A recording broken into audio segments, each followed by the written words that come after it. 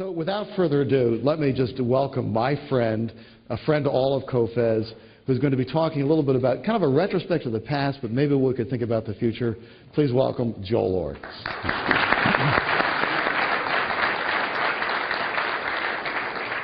Thank you, Peter. I am honored to have Peter introduce me. I've been a fan of his since as long as I've been involved in this business, and it's a thrill to have him involved in COFES, and we'll talk more about that later. Well, good morning. As we were riding out to La Puesta del Sol yesterday and driving along in the bus, and I heard a sound, and the sound was like, and I turned to Dalia and said, "This is COFES working.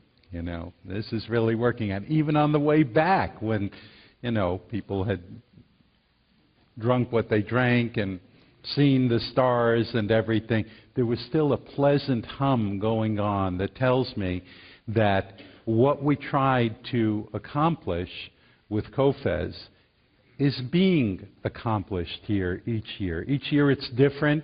Some of you have been here every year. Some of you have been some of the years. Some of you are brand new. And it's working.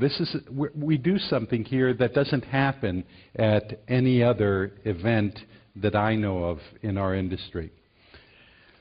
I told Brad a few months ago, you know, it's the 10th COFES, and I want to do a keynote. He said, "Come on, people are used to hearing you. They've seen all your slides already. You probably don't have any new ones."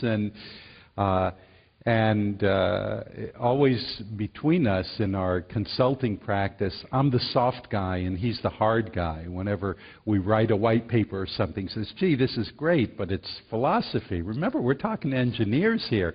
They want numbers. They want to know, what does this mean really in the work that I'm doing, not just how is it going to make me feel."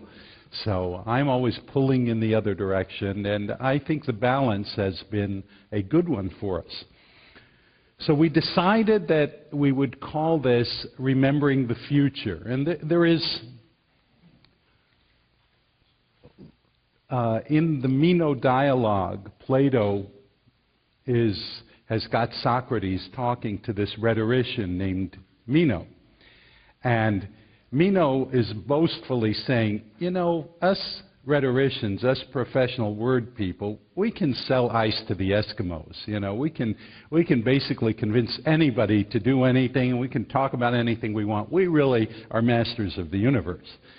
And Socrates, in his gentle way, talks to him and shows him that this is not exactly true. That really we can only teach people the things that are already inside of them, and we can draw things out of them. In fact, the English word education is a reflection of that, because to educe does not mean to impose from without. It means to draw out from within. I took a year-long coaching course, and one of the fundamental principles of coaching is that the answers are with the client. The answers are in the client, and what the coach supplies is interesting questions. Statements are closed. Questions are open. Questions open the person up to the things that are inside them, the resources that they have access to but may not actually realize. So statements like remembering the future. How can you remember the future? You weren't there yet, and what does that mean? Well, but you can, in a sense, remember the future, because 10 years ago there was a future, and we can remember that. And then we can think about the future that we thought about 8 years ago, and 6 years ago, and 3 years ago. And each of these is different, has a different frame associated with it, and we modify it as we go along. And like the proverbial frog in water, which I heard recently, by the way, the frog does jump out. He doesn't hang around to get boiled. But still, you know the picture, that if you boil the frog slowly, he doesn't notice. That's not true, but for people it is true. When you do things a little bit at a time, you can move them from one place to another without them realizing it. So, what do you remember? I couldn't find pictures from the 99 and 2000 events, but these are some older pictures, and many of these people are here with us today. And so I'd like to hear from you. When you came to your first COFES, whenever that was, what were your thoughts about the future of engineering software? Where did you feel that our industry is headed? 3D. 3D, that's a good one. I have my claim to fame is that I've been predicting for 30 years that within 5 years, all mechanical designers would design only in 3D. Yes, Faris. Paperless, another good one. I remember Amy Wall said that the paperless office is about as likely as the paperless bathroom. And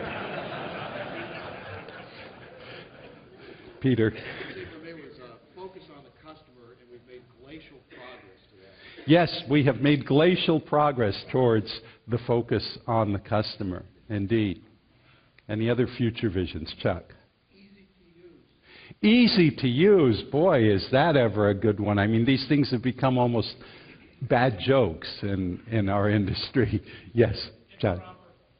Interoperable.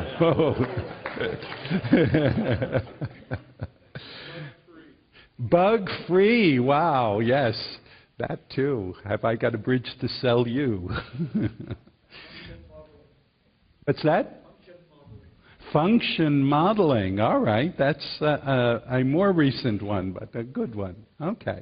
So we come each year with a vision, with a thought of what the future may hold.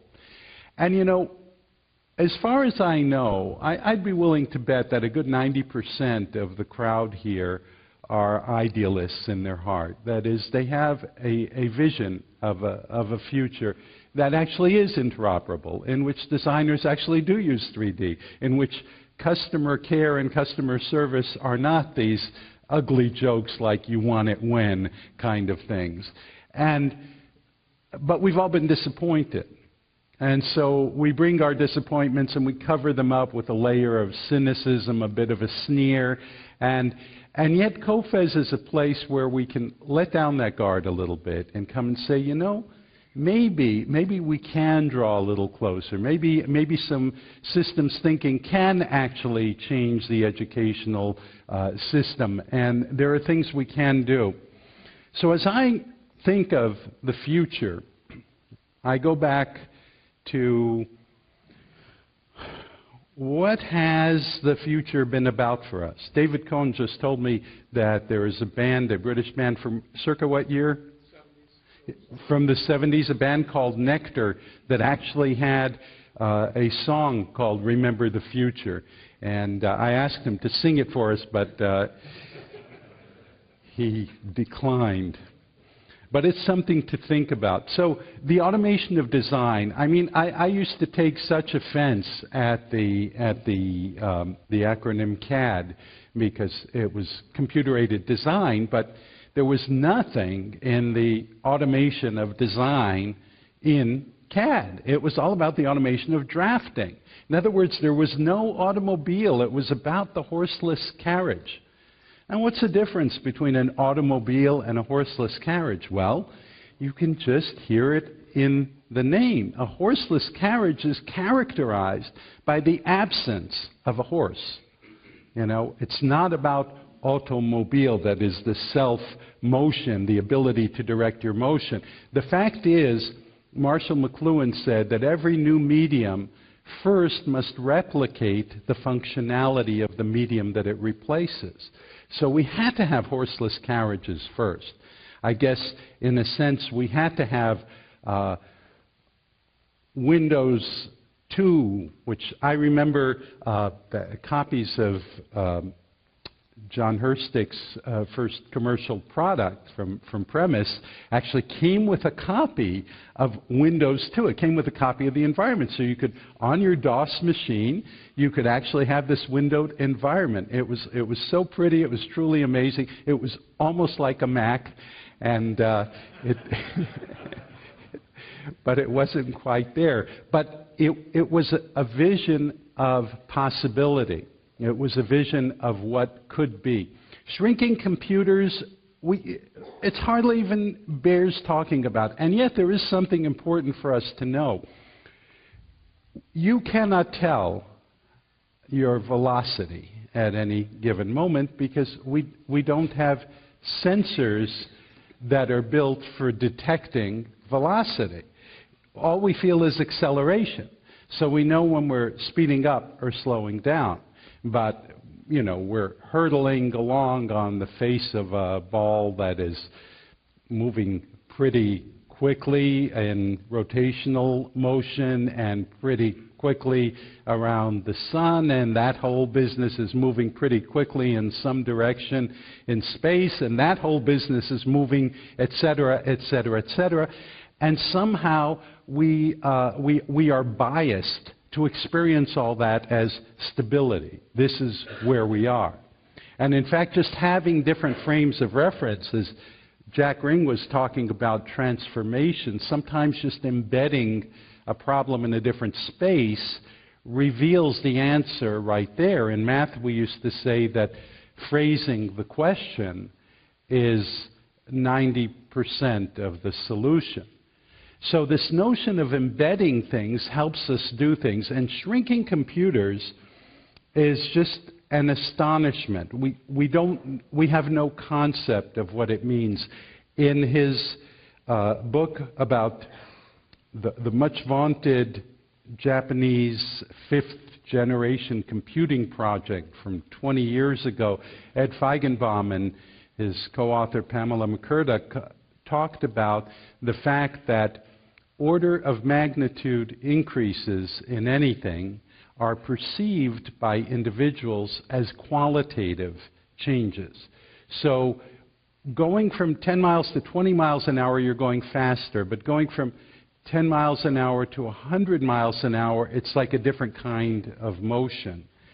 And we have this tenfold increase in power versus price in computers every 3 to 4 years, pretty much like clockwork, thanks, as Chuck pointed out, to Carver Mead and the more famous Gordon Moore's statement of what was going on in the fabrication facilities of Intel. So we have these computers, and they're going at this incredible rate, and now we think nothing of having multi-gigabyte SD chips that cost 10 or 20 bucks in our cameras and our phones and in our computers. We talk of gigabytes, we now talk about terabytes. People even in an audience like this, I'll bet, how many people know how many bytes in a petabyte? Okay. How many people know how many bytes in an exabyte? Okay. You know, a couple of years ago, even in an engineering audience, you couldn't get any hands raised. People were starting to know how much is a megabyte and how much is a gigabyte. And it's like we used to say in the National Computer Graphics Association, you know, a picture is worth 1,024 words. And we have this framework in which we expect things to get smaller and smaller and more powerful all the time. So we have this landscape in which we've got shrinking computers. We've got distributed computing, what we're starting to call the cloud, happening all over the place. We have simulation, which is really what CAD has been about all along. You know, the first drawing systems were simulations of a drawing, which is a simulation of the actual thing we're trying to build. But we've only begun to use the word simulation in the full range of its meanings as we've begun to develop software to back it up. Knowledge management, we still don't know what that means. We call a lot of things knowledge management. We're not really settled on what knowledge actually is, and nobody is willing to pay for it yet. Nobody's willing to actually apply it in the engineering world. Interfaces are where all the issues are. Any mathematician can tell you that all the fun stuff happens on the boundaries, not in the interiors of any space, any solution set. Of course, the internet, again, that's hardly worth describing, and the cloud. So I wanted to talk a little bit about two kinds of cool stuff that I dug into in the course of preparing for this presentation. One was old stuff, which I found via the Wayback Machine. If you go to archive.org, there is embedded within archive.org a huge repository of old web pages that are no longer available through Google. But if you go there, you can find stuff like this. This is joelorr.com from 1999. And no, it's not photoshopped at all, although I do remember the photographer who took that picture actually put some shoe polish on my growing bald spots there, and I guess that was when it was disguisable. But there's fascinating stuff you can find. I was, at that point, flying all around the world on behalf of Bentley, and let's see, what cool stuff was there. If you push the wrong direction on your Mac, you get stuff like this. Thank you. The issues were not very different than the issues that we go through today. We were talking about the building information model. In Singapore, it was a more popular subject than it was here, and the buzz phrase hadn't caught on yet, but it was there. We were talking about it. Likewise, in the mechanical world, we were talking about the same issues we talk about today. Here's Ralph Grabowski's upfront easing from February 1999. Why did I pick 1999? Because in 1999, Brad and Evan Yaris and I were coming back from a design engineering show, I think, at McCormick, and driving to the airport, and we were reflecting on the fact that we had had much better conversations in the hallways of McCormick Place than we had had in the press conferences and in the sessions that we attended. And so the idea arose, I think it was Evan's idea actually, to have an event where it would be mostly hallways. And that is what wound up becoming COFES. So in 1999, Ralph was reporting about another book among his dozens of books for MicroStation for AutoCAD users. CalComp to close down soon. CalComp, is that a company name that you heard? It used to be the heart of the graphics industry. Tired of AutoCAD drafting. You know, these were the hot issues in 1999. John Stark of 2PDM, which is now called 2PLM, a very stark design for his publication that is very graphical, was talking about Forbes ASAP's list of the 100 most dynamic high-tech companies included Aspect, Documentum, Visio, Engineering, Animation, and Cadence. So I guess most of us can remember most of those names. Engineering Animation, of course, was acquired by what is now Siemens, and Visio was acquired by Microsoft. And where is Aspect? We don't know. So a lot changes in 10 years, and our memories are not necessarily all. My current book list from my website of 10 years ago, it included The Selfish Gene, Things That Make Us Smart by Don Norman, Henry Petrosky's To Engineer Is Human, Great Mambo Chicken and the Transhuman Condition, Science Slightly Over the Edge by Ed Regis, which is still a fascinating read, and of course, Hidden History, wonderful essays by Daniel Boorstin reflecting on this very point that I'm just making, which is that there are pieces of history that because the artifacts disappeared, we don't know. Did you know what a balloon house is? Did you know there were houses that were widely used in the spread west of Manifest Destiny called balloon houses? They had nothing to do with balloons.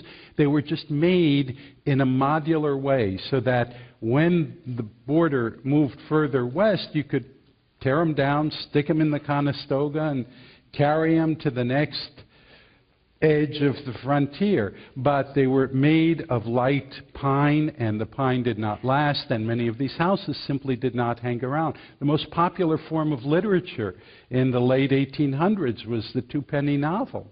The two-penny novel was published in the millions. Now, I'm not sure there were millions of people in this country at the end of the 19th century, but there were millions and millions of these novels published, but because they were published on such poor paper, it all disappeared. None of them hung around. And Borston has many other points to make.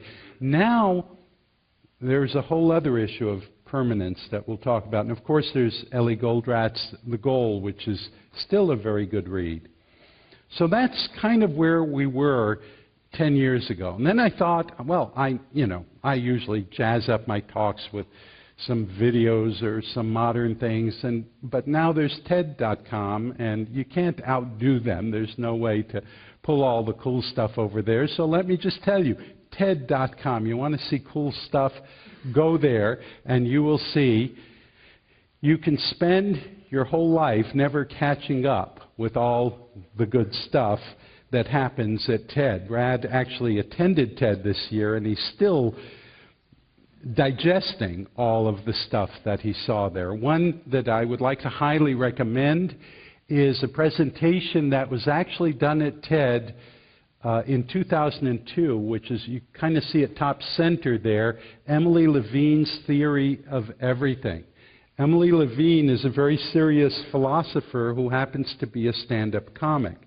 And her theory of everything is astounding, impressive, and she calls herself a trickster, and she is an amazing trickster. So I thought, well, that was 2002. Where is she now? I went looking for her on the web and found that she had had a 3-year break in her career because one day she woke up and she didn't completely wake up. Her mind was completely fogged. She could hardly move. She was a very active person. All of a sudden, all of that was gone. And so she went away and hid because her confidence was gone as well. And ultimately, it took some months, and her feet grew larger. It was a very strange thing. But ultimately, she went to see a specialist at UCSF who immediately asked her very calmly, "Have your feet grown larger in the last few months?" And she said, yes. She actually went from a size 7 to a size 10. That's a lot of foot growth. And especially in a woman in her 50s. And he said, acromegaly. Acromegaly may be a word you have heard. It means enlargement of the extremities. And it usually happens because of a tumor, often benign, that's pressing on the pituitary gland. And so they surgically removed the tumor, and all her brain function came back. Her feet only shrunk one size, but she came back, she regained her confidence, and she reflects on the fragility of who it is that you're being confident in when you have this confidence. And for a woman, she thought that what had happened, her great line was, she thought I had just leaped into old age without doing due diligence, the way that the way that I do everything else. And somebody mentioned yesterday the presentation this year from the MIT Media Lab's Patty.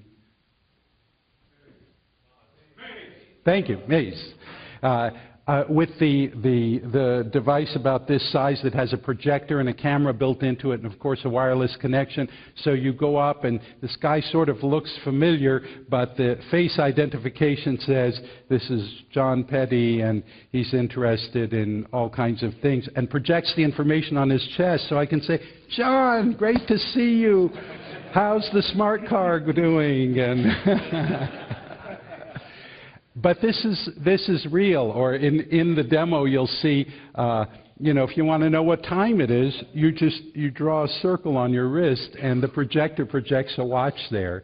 Or if you need to do some calculations, you hold your hand a certain way, and a calculator appears on your hand. So you have a real digital calculator.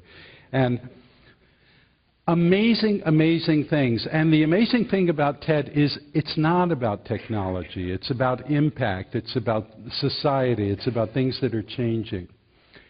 So we wanted to create in COFES a new way for people to meet that was all hallways. Now, a lot of people are thinking about this. Since I moved out to California, if I wanted to spend all day, every day in meetings with fascinating people who are doing fascinating things, you can do that in Silicon Valley. I mean, it's just all around you. I'm looking for Chuck to see if he's nodding his head. And it is just fabulous. There's this thing called the Next Now Collaboratory, which is, it's not there, it's sort of everywhere. And there is this guy that runs it who is not a Silicon Valley millionaire, he's a Silicon Valley pauper, but he is incredibly rich in connections. He knows everybody, and he loves to connect everybody with everybody. And so every day in my email, there are at least 2 or 3 things from the Next Now group of some fantastic genetic scientist who's looking for something here, or some guy who in Berkeley is doing an unconference and you're all invited, or come to Betsy Burroughs once a month salon in a loft in San Francisco, or come, and I highly recommend the monthly Future Salon that Mark at SAP does, and it's free, and SAP's caterers are just amazing, and their selection of wine is also magnificent. And you get stuff there like the one that I missed because of being here, that was last night, was John Smart, who has been working on accelerating change for a long time, and he was speaking last night. Last month, we heard from, what was the one last month? That's it, a woman who's, Zan, yes, Zan Jill, speaking about collaborative intelligence. Magnificent presentation. The month before, we heard about protocells from the guys who are actually creating life at UC Santa Cruz and up in Oregon, including the ethical considerations. This is just amazing stuff. Well, this is what we want at COFES. And here we have a little more structure than a lot of those things, and we're always looking to change. Last night out in the desert, somebody said to me, you know, all this talk of innovation, and yet I haven't, this is my first COFES in 6 years, and it's the same as it was 6 years ago. Where's your innovation? And the only comeback that came to me was the fact that, you know, Jeff Hawkins designed the Palm Pilot, which was a breakthrough device. But when the 2.0 and the 3.0 came out, not only were they entirely backward compatible, and still are, to Palm 1.0, the tweaks were very, very small. In other words, once you've made a breakthrough, you don't try for another breakthrough right away, or you're going to throw away all the good stuff. Like Chuck said yesterday, it takes at least 3 tries to get it right.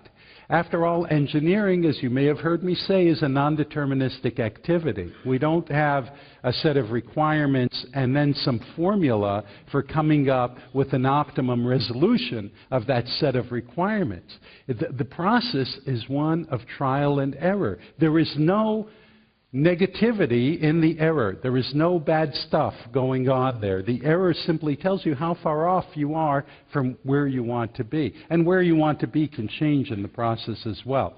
So that's what we wanted to do here. And we're still talking about how to automate design, construction, manufacturing, collaboration. We don't talk much here about what to make, although we have started to in recent years. And early on, we defined our horizon as about 6 years, because it's longer than most companies are thinking, but it's short enough not to be science fiction. When we think 6 years in the future, we have a sense that there is some possibility that we can know what is going to be going on and what part we want to play in it 6 years out. So that's what COFES is about. Because this is 10 years, and because it's a kind of an inflection point in my journey, I wanted to say a few words about how I got here.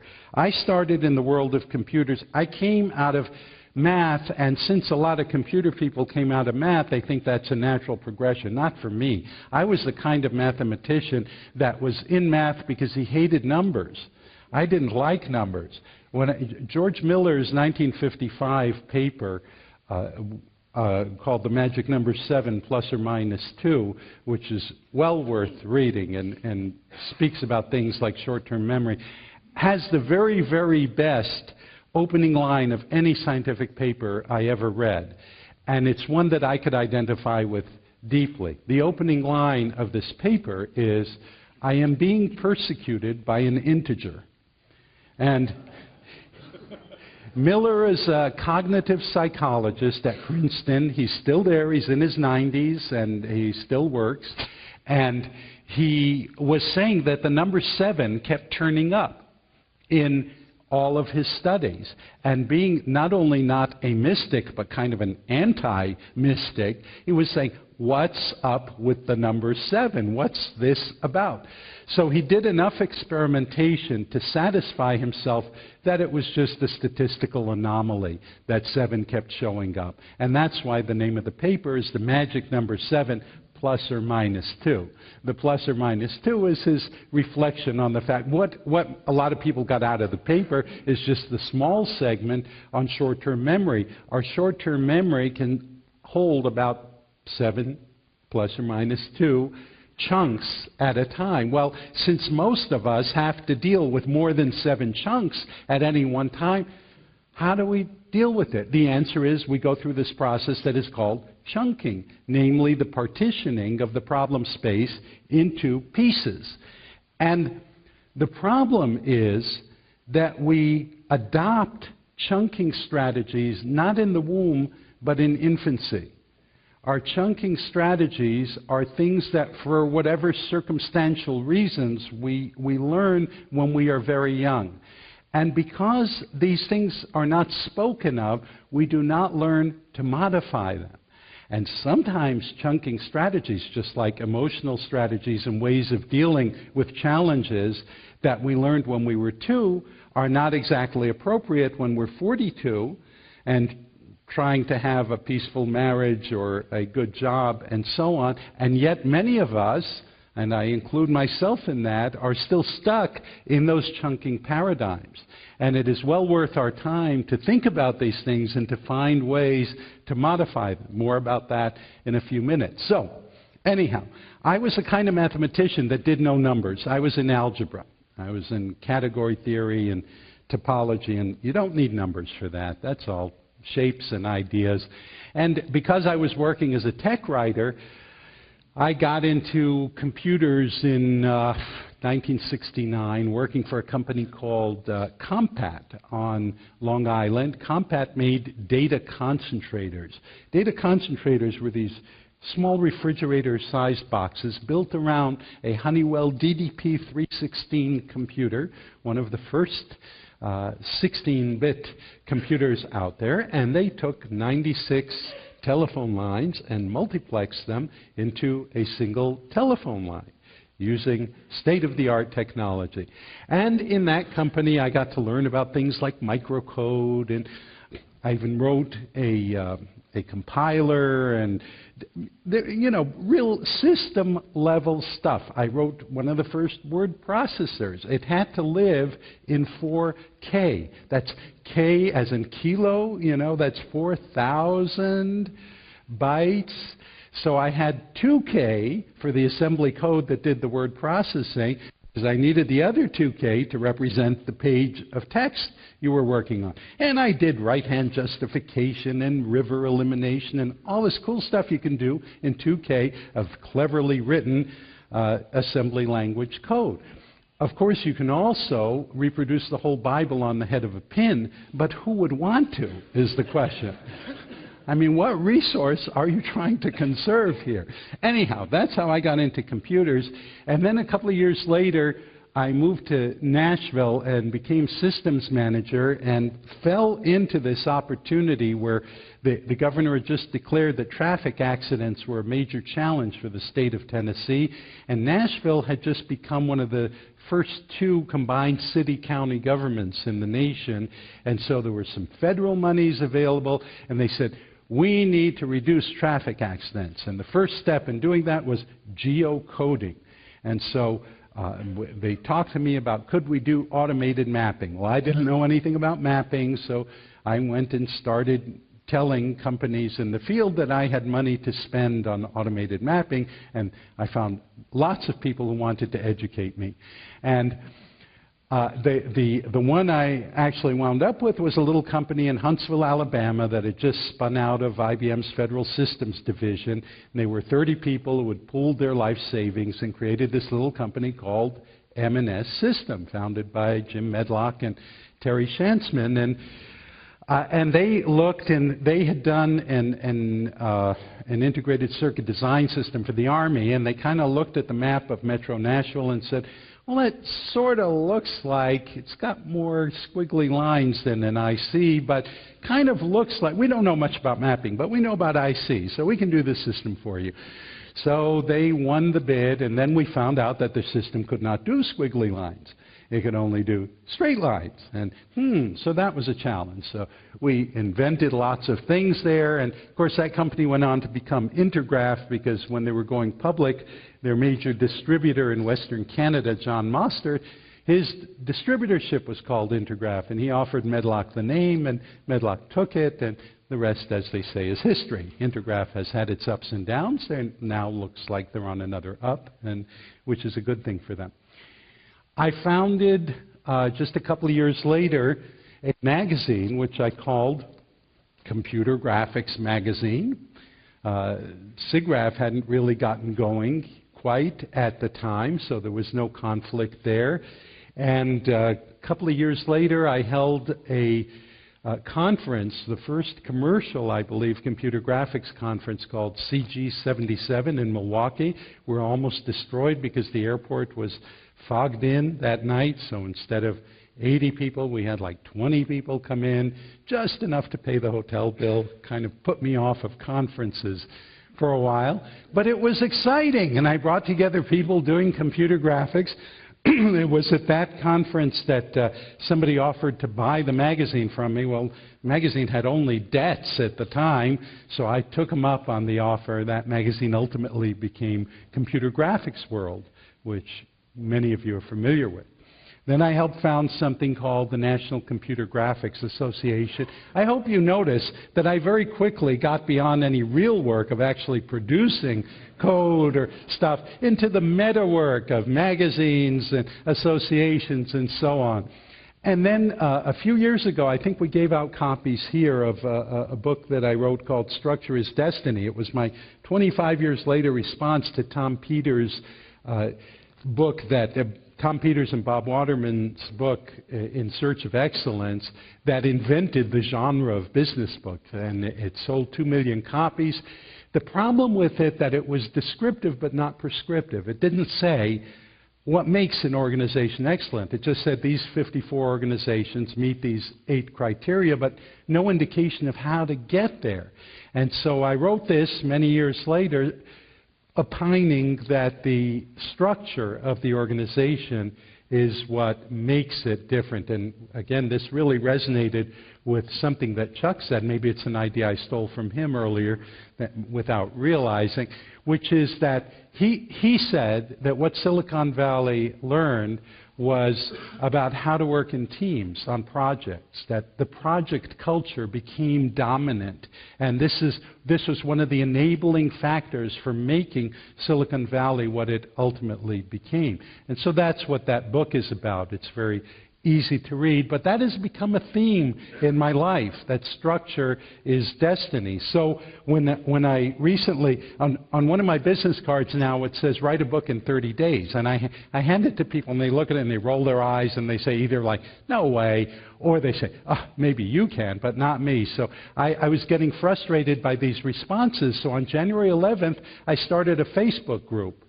And I said, I'm going to do it in public. I've had enough of you guys telling me that it can't be done, so I'm just going to do it in public. I haven't picked a topic. I haven't decided what I'm going to write about. Watch me do this. And every day I did a post. I spent about an hour on it every day except for Saturdays. And I said, I'm going to write a book before your very eyes in 30 days. And the book I decided to write was The Simple Secret to Writing a Nonfiction Book in 30 Days at 1 hour a day. I was also always into recursion, you know, and so And I did it in 23 days. And then a coach of mine said to me, you know, you got 7 days left. Why don't you post it on Lulu and people can actually order the hard copy within 30 days, just to show that it can be done. And so I did. And I immediately started collecting clients. I have a doctor who was writing about stem cells. I have the CFO of a successful public valley company who has always been frustrated about how people use financial information to obfuscate rather than clarify. And so he's writing a book called Painting with Numbers, the way to clearly communicate. You can visit his blog, paintingwithnumbers.com. And a whole bunch of other people who are writing on these fascinating topics. And I realized that what I am is a book midwife. You have a book inside you, it wants to come out, and I'm there to catch it. And it's all based on this simple notion that structure is destiny, and if you do the structure first, the content follows. Do I have till 45 or till 45? Okay. So because Kathleen said that it's important to have, you know, when your slides are getting too boring, to have pictures of babies, that's important. So, but that's one way, you know, babies, I'm sure you've heard, are God's opinion that the world should go on. And the past, while it can be a good predictor, it's not a constraint on the future. And again, another line that was just taken right out of my very mouth yesterday by somebody is that, remember, it was 26-year-olds who put a man on the moon, and those 26-year-olds were 18 when Kennedy made his famous challenge. Another important thing to remember is that choices have consequences. You know, we're designing the future every moment. We all get the future we deserve. If you think you're being unfairly treated, there's one place for you to look. And choices have consequences. One of the sub-themes of my book, Structure is Destiny, was that pyramids are a place that great things are buried. You know, and this is true of pyramidal organizations as well. There is something in the hierarchical structure that prevents human progress. And the more excellent structure, the one that permits human excellence, is the dandelion structure, where everyone is directly connected to the level of authority they need to get jobs done. And dandelions differ from pyramids in another way, in that they're very temporary. They only hang around till the end of the project. And then they're gone. But guess what? Look out on your lawn next week. There's a whole bunch more dandelions. And organizations that recognize that grow quickly. So the stuff that seems to be permanent, like pyramids, is actually ultimately goes away. What are we going to see over the coming years? My predictions are not astounding or astonishing. I'm not sure you can hold me to them. But you know, it's funny to say I don't see any breakthroughs coming, but because that's sort of oxymoronic. If I could see it coming, it wouldn't be much of a breakthrough. But we can we can see the need for breakthroughs. We can see we need to do something about carbon accumulation. We can see the need to do something about weather, global warming, or whatever the phenomenon is that we're observing, if there is something we can do about that. We can see that there is a new economic landscape that we're facing, and guess what? It's not going back to the way things were before. Now, is that bad? I don't know if it's bad or if it's good, but it is. And reality, facing reality, is just much healthier than pining for some imagined past that probably wasn't very accurate anyway. On a more down-to-earth basis, I think we're not done consolidating in the engineering software business. Some of us who are now competitors won't be in a few years.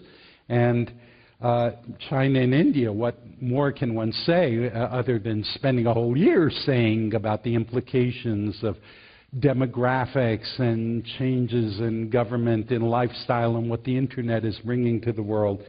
And of course, lots of cool stuff, which you'll see if you go to TED. My stepdaughter Tamar is doing a PhD in communication, and she has talked about the fact that in the past, things, if you wanted to keep things around for a long time, you wrote them on walls and in lots of places. So like there are inscriptions of the pharaohs that are on lots of different walls, and those things have lasted a good long time. On the other hand, there's some mag tapes that were recorded 30 years ago that can no longer be read by any machine around because the oxide is falling off of them, for one thing. And even CDs, which seem to be like permanent, turns out they have a very short lifetime of just a few years. We don't really understand all the effects of light on polymers and how these things degrade. So often what seems to be evanescent, though, is why? Because you take these pictures, these digital pictures, you put them up on Flickr. Flickr backs them up in a million places. Somebody replicates that. Something of that could be around 10,000 years from now, unaltered. Now, will people still be able to read JPEGs? Probably. Probably, because it's something that's continuously in use. The thing to understand about prediction, and I apologize for taking a few minutes beyond my time here, is this issue of rhythms. Because we have the rhythm of Moore's Law, and that's beating, in a sense, faster and faster. But then we have human life rhythms. You know, I checked on Wikipedia, and I discovered that it still takes about 9 months to make a baby. And you know what? Although the Wayback Machine didn't cover it, I think that's been true for a really long time. In fact, I don't know of a time when that wasn't true. And there is no time in the foreseeable future, unless my new friends at UC Santa Cruz and Oregon get to really working hard, where it's going to take any less time to make a baby. Well, that sets certain things in motion. It used to take 18 years to grow a kid and kick him out of the house, and now it seems to take about 30 for most of us. But nonetheless, the fundamental life rhythms are still based on the rhythms of the human body. I heard a couple of times yesterday that 60 is the new 30, and I certainly like to believe that myself. Nonetheless, we are subject to these life rhythms, and to the extent that they harmonize or conflict with the rhythms of technology, they succeed or do not succeed. So in my new role as Joel the coach, I offer you, as a takeaway from COFES, that you should work on yourself and find out, for example, are your chunking strategies what they ought to be for a person of your age, as opposed to a 2-year-old who just had a toy taken away from them? Are you, and you know, there's any number of methodologies out there. Methodology that I'm starting to develop is about writing a book, not as a means of writing a book or having a large business card to hand out, but rather as a means of transformation. It's really, I don't believe that Hegel's dialectic was a good explanation of history, but I do believe it's a very interesting system model, this notion of thesis, antithesis, synthesis. The English word antithesis no longer captures what the original antithesis meant. It meant a mirror. In other words, something happens and then that results in something else happening that is a result of that first thing. And then by observing the thing and the thing that it caused, you can synthesize and come to a new thesis. So this dialectical process is something we can do. I read a marvelous book, which I highly recommend, called Breaking the Rules by Kurt Wright, W-R-I-G-H-T. And the essence of the book is he built a very successful consulting career on ceasing to look for what is broken in organizations and look for what is working. Just stop focusing on what's not working. Start focusing on what is working and how can it be made to work better. And you save a lot of energy and time when you do that. Don't fear the new and don't embrace it just because it is new. But bottom line, I think whether you're an employee and intend to keep being one if you can, or you're not, I think we all need to think of ourselves as entrepreneurs. Entrepreneurs have the consciousness that it's up to them, that they're not just waiting for orders. And I think whether you're in a big company or you're out on your own or considering a transition, focus on what it means to become an entrepreneur. We don't know what the next 10 years of COFES will bring. But Blake or anybody else that would like to make suggestions to us, we are not only open, we are anxious to hear from you. What do you love about COFES, and what would you like to see more of? How can we make this into the TED of the engineering automation industry? And lest I miss something here, I want to conclude with the fact that I love you guys, and it's going to be all right. It's really going to be all right. Thank you.